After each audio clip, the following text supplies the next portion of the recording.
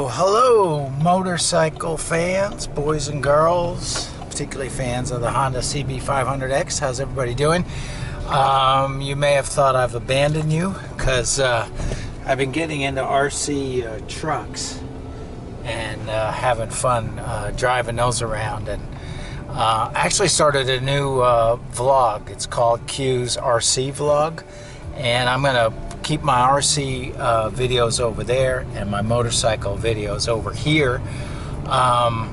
So yeah, no, we've just had a lot of crappy weather, cold, rainy.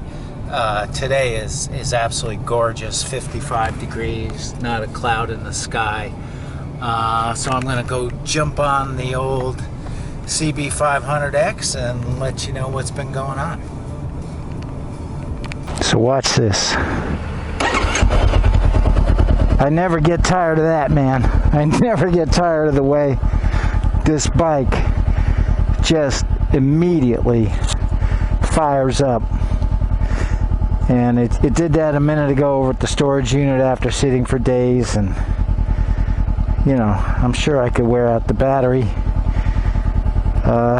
I left it long enough in cold enough weather. But boy, I never get tired of the way this guy fires right up.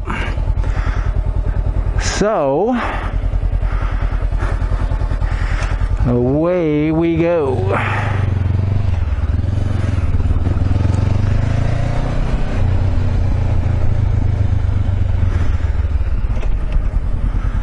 So, those of you who have been watching my videos for a while know that I have a disease called motorcycle addiction, new motorcycle addiction, where I need to buy a new motorcycle sometimes every few months.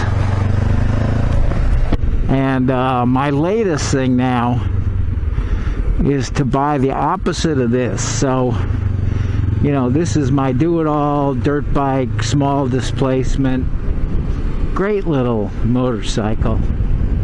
And this guy, as I found out, this will go right down the highway at 70 miles an hour. It's funny, it's, you know, people talk about these being buzzy. Mine is a little bit buzzy between 5,000 and 6,000 RPM. But otherwise, once I get, you know, if I'm below 5,000 or in the upper ranges of the 5,000s or 6,000 RPM and up, it smooths right out. So 6,000 RPM, fifth gear is about 70 miles an hour, or sixth gear. Yeah, I'm such an airhead. I can't even remember how many gears I have. Can you believe that? That's just sad. But anyway, like I say, I got vents up here. I gotta open up my vents. Anyway, this guy will cruise on the highway. That's what I'm trying to get at. You know, I would take this bike to California, but I don't know. I've been looking at, first of all, you know, I've had Yamahas, Suzukis, Hondas, Kawasaki's, Moto Guzzi, Triumph, Harleys, and I'm probably forgetting something in there. I just love Honda. I just love Honda. Because, you know, if you just don't want any trouble, you just want something engineered properly that's going to run forever, low maintenance, you want a Honda. So I've been looking all of a sudden at the Honda Interstate 1300. And I was looking at a 2015 Honda Interstate. They want $7,500 for, in North Carolina, black and chrome, just gorgeous. Now, I don't know how good those things are. I don't know how comfortable they are. The reviews in the YouTube videos are pretty positive. But you know, you gotta sit on a bike and go over some rough road to know if the suspension's gonna kick you in the ass every time you hit a ripple in the pavement. But boy, that's a pretty bike.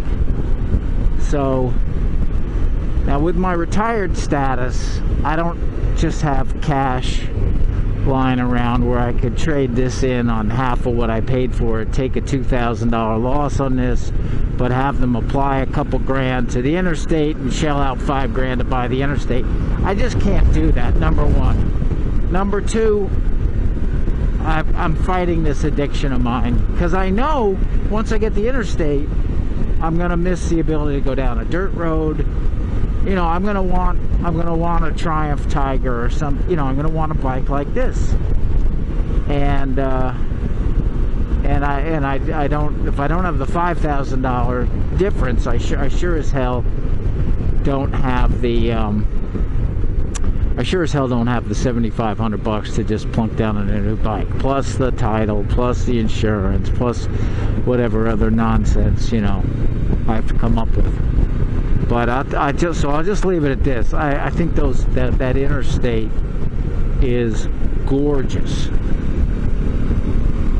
and I'd love to get a test ride in before I buy one.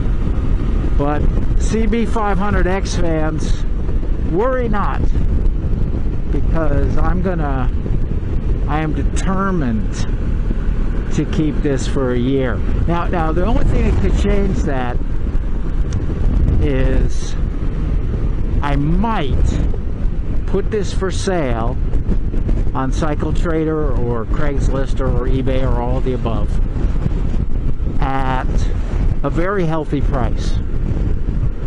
Not a crazy price, but a healthy price, like, you know, maybe $5,500, which would actually be like flipping this bike. You know, it'd be a profit. So even if they talked me down to $4,900, I would actually make a little bit of money on this bike, and I wouldn't have that terrible dealer deficit you get, where the dealer gives you way less than the bike is worth, you know, retail. And then I'd have $5,000 cash in my pocket, and then we could talk, right? $5,000 will buy you a lot of really good used motorcycles. So I might do that, and then, you know, if it doesn't sell, fine. I don't have to bargain. I don't have to, you know, I have no desperation. You don't want to buy the bike for that price? It's fine. I'll keep it. So I might do that. But, you know, meanwhile, I'm cruising along. I'm getting 55 miles per gallon. And yeah, this thing does it. There's no wind protection for my shoulders. They get pretty well nailed in the wind. My helmet's good behind this setup here, but my shoulders are just constantly blasted in the wind. And you know, if you're gonna do 600 mile days, that could get pretty freaking old. Look how this bike leans over. You know, Geico says this is a sport bike, and I argued with them, but I don't know. It's pretty sporty. But 500cc, 45 horsepower, you think that's a sport bike? Give me a break, Geico. Problem is, nobody will give me a better deal. So, anywho, that's the update. I still love this bike. Love it, love it, love it. But do I want something else? Of course I do. Of course I want another motorcycle.